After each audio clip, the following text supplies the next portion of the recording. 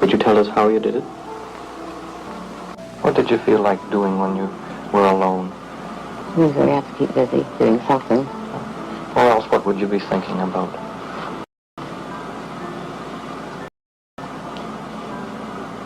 Oh, I don't know. I can't say. I can't say what I'd be thinking about. I took an overdose of pills. 100, didn't you? 100, yes. And why did you want to commit suicide? Because I didn't want to face anything. What about when you thought about going to the basement and doing something to get rid of yourself? What about that? I don't remember thinking about that. You don't remember thinking about that? No. No. This wasn't the first time. No. How often did you try? Do you remember telling me about that? No, I don't. I don't remember.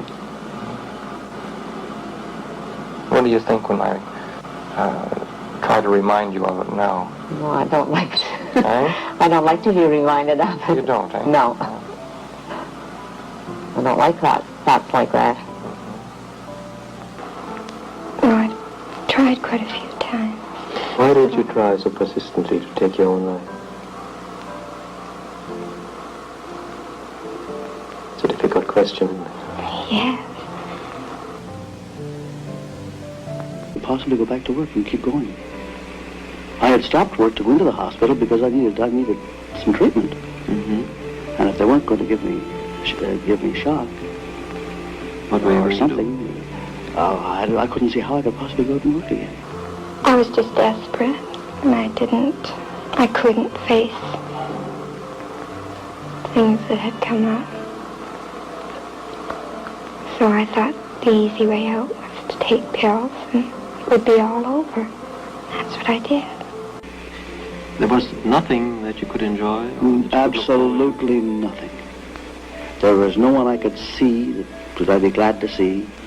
There was nothing anybody could say that would cheer you. That would cheer me. Although, as I've said before, I could still tell a joke. Even then? Even then I could tell a joke. And make other people laugh? Yes.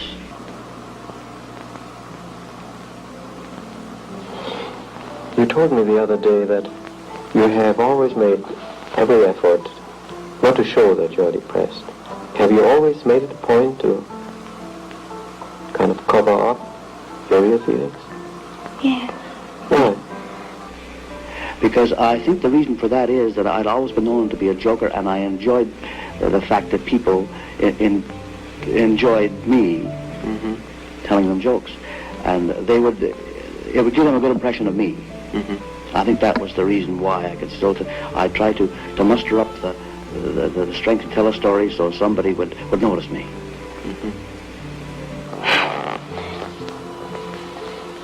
Well, I guess that's just part of me. And you could do it? And I could do it. Yes, strangely. And then, in fact, some of the nurses remarked, how well I told the story. And how good-humored you were, I suppose. Yes. Although others didn't understand me so well. Told me to get the long look off my face. There was one nurse in particular, of course I won't mention any names, but there was one nurse in particular who I didn't think really belonged there. When I was quite young, for a time I went through a stage where I was a real monster. In a hospital like that? No. Pardon? Probably she didn't belong there. Because I was sitting there and my face must have been a mile long, and she more or less criticized me for it. She just as much as to say, there's nothing wrong with you, what are you looking so glum about? Did she And I half believe that. I tried to get my mother's attention, which I couldn't get, and I would break things and cry and throw tantrums, and it didn't do any good. I have to believe she was right. There was really nothing wrong with me. All I had to do was be a man and snap out of it. And that made you feel worse. That made me feel worse. Yes.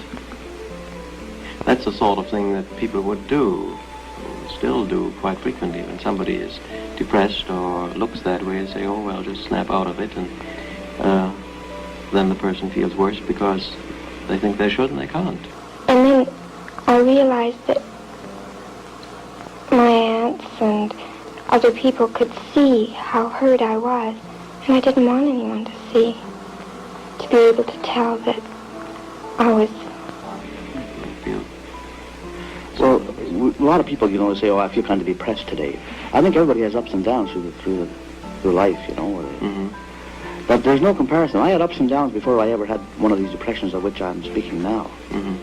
There are no words can describe the difference between it and the ordinary ups and downs that everyone has. That everyone has, because in these ups and downs through life, you know that, well, tomorrow I'm going to feel better, the sun will be shining, and so on.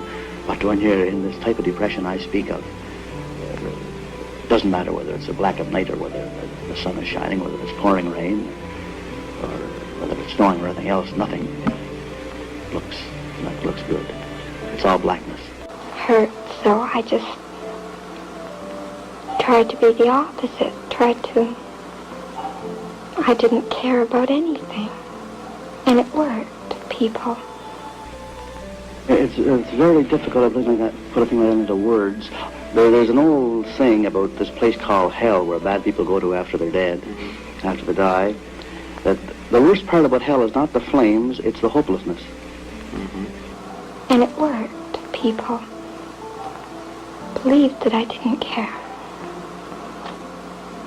You learned to do it quite well. Yes. And I think that is the part of hell that a person in depression really tastes. The hopelessness. The hopelessness, that terrible hopelessness that comes over. Everything is black. Nothing, you can see, there's nothing cheerful in anything. All I could see was death. For instance, I'd say, what's the use of getting up? What's the use of eating? I'm only going to die someday anyway. What's the use of doing anything? Because it's pointless. It's all going to end in death. Whether I arrange to do it to myself or whether I just sit it out